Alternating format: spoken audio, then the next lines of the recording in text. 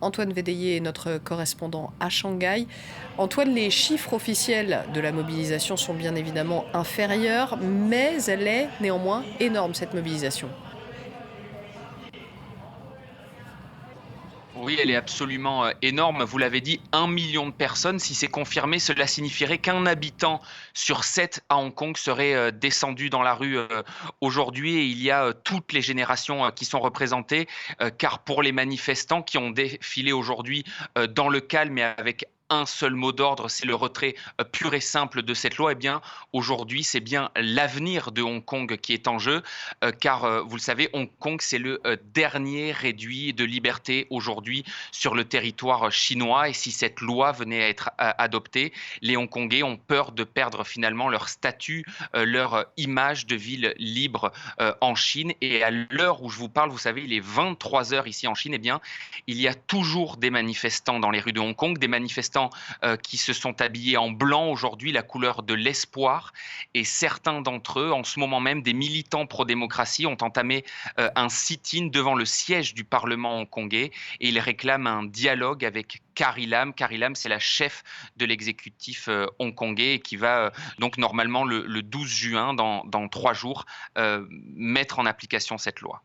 Alors ce n'est pas la première fois que Pékin essaye de s'attaquer au particularisme de l'ancien protectorat britannique. Oui, vous savez, depuis 1997, donc, et la rétrocession d'Hong Kong à la Chine par la couronne britannique, Hong Kong bénéficie d'un statut particulier. On parle d'un pays, deux systèmes.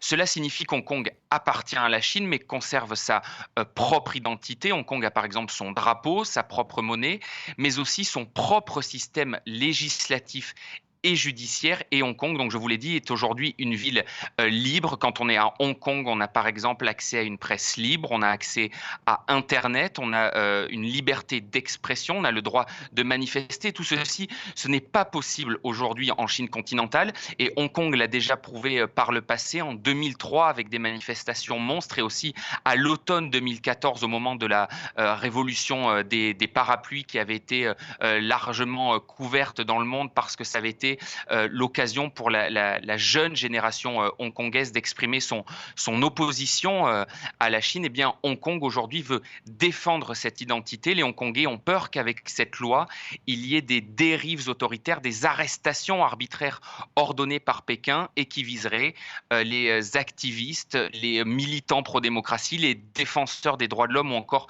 les ONG, les grandes ONG internationales installées à Hong Kong et qui sont interdites en Chine.